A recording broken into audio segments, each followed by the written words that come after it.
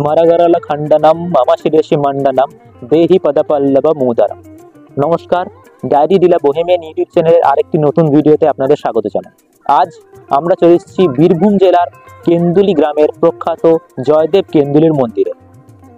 সপ্তদশ শতকে প্রতিষ্ঠিত নবরত্ন স্টাইলের এই মন্দিরটি বর্ধমান রাজার দ্বারা নির্মিত এবং এই স্থানে ধারণা করা হয় প্রখ্যাত বৈষ্ণব কবি তথা গীতগোবিন্দ রচয়িতা শ্রীল জয়দেব গোস্বামী জন্মগ্রহণ করেছিলেন। আসুন আজ আমরা এই মন্দির দেখে এই মন্দিরের ব্যবসায় আপনাদের জানাবো।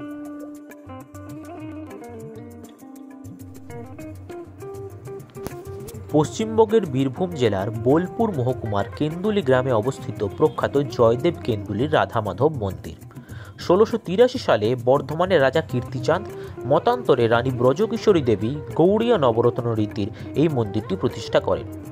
ইস্টক দ্বারা নির্মিত এই মন্দিরের গায়ে টেরাকোটার অসাধারণ বিভিন্ন কাজ রয়েছে, যার মধ্যে ফুটে উঠেছে ভারতীয় মহাকাব্যের বিভিন্ন ঘটনা।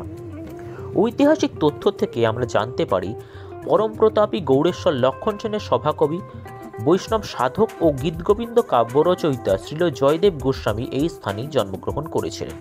বাংলা সাহিত্য ও গীতিতে গীতগোবিন্দ কাব্যের ব্যাপক ও অত্যন্ত গভীর প্রভাব রয়েছে।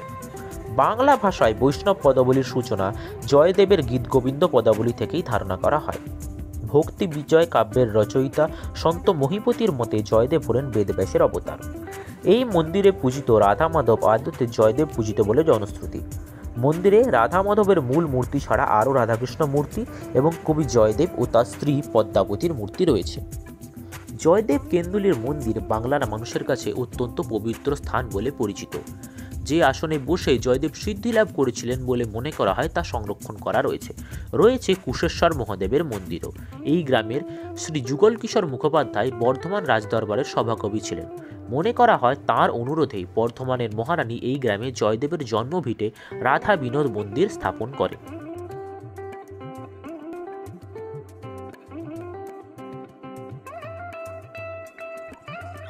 আমরা জয়দেব মন্দিরে একজন পুরোহিতকে পেয়ে গেছি। আমরা ওনার কাছ থেকে জয়দেব কেন্দুলি ধামের মাহাত্ম্য সম্বন্ধে কিছু প্রশ্ন করে নেবো। আমাদের একটু জয়দেব কেন্দুলি মন্দিরের ব্যাপারে একটু কিছু যদি জানাও।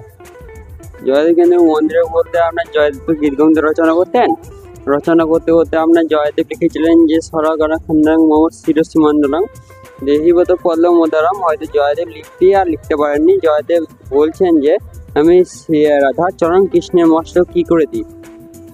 তখন আপনার জয়দেব যখন লিখতে পারলেননি, তখন আপনার জয়দেব স্নান করতে চলে গেলেন। স্নান করতে যাওয়ার পথে জয়দেব যখন আপনার বেরিয়ে যায় স্নান করতে, তখন জয়দেব বেশি শ্রীকৃষ্ণ নিজে এলেন।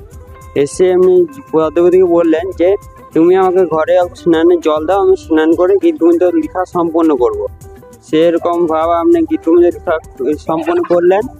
পদ্মাবতী বলে কি খাবার জোরদার হয়েছে, মানে খাবার রয়েছে সেগুলো আমাকে দাও, আমি খাবার খেয়ে প্রভুর সেবা দিয়ে আমি খাবার খেয়ে আমি শয়নে যাবো।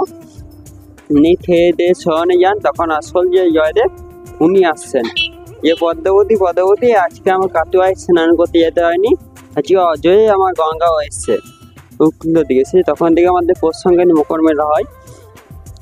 আর তখন এসে জয়দেব যখন দেখেন যে পদ্মাবতী এক গাছ খেয়ে আর এক গাছ খেতে যাবে, তখন পদ্মাবতীকে জয়দেব বলেন এ তুমি কি করছো, আমার আগে আজকে খেয়ে নিলে আমার প্রভুর আগে।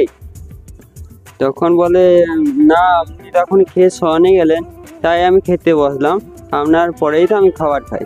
বলছে না, এই হতে পারে না। তখন পদ্মাবতী ভিতরে গিয়ে দেখে কেউ নেই। তখন জয়দেবকে বলেন যে তুমি তাহলে গীতগোবিন্দ খাতা দেখো, এটাতে মিথ্যা কথা বলবে না।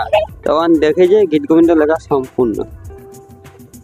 1860 ব্রজবাসী এই গ্রামে তাদের কুলগুরু জয়দেবের জন্মভিটায় নিম্বার্ক আশ্রম প্রতিষ্ঠা করেন। বিংশ শতাব্দীর প্রথমার্ধে রাধাবল্লভ মন্দির প্রতিষ্ঠিত হয়। গত প্রায় 400 বছর ধরে মকর সংক্রান্তিতে অজয় নদীর ধারে জয়দেব মন্দিরের পাশেই 3 দিন ধরে বিশাল মেলা বসে।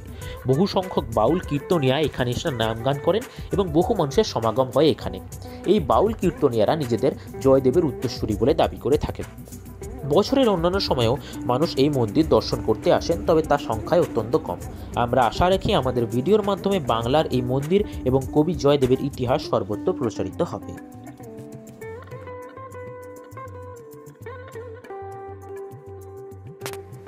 ভিডিওটি ভালো লেগে থাকলে ভিডিওটি লাইক, কমেন্ট এবং শেয়ার করবেন। বাংলার ইতিহাস এবং তার সঙ্গে যুক্ত বিভিন্ন মন্দির তথা অজানা স্থানের বিষয় জানার জন্য আমাদের চ্যানেলটি সাবস্ক্রাইব করুন। ধন্যবাদ।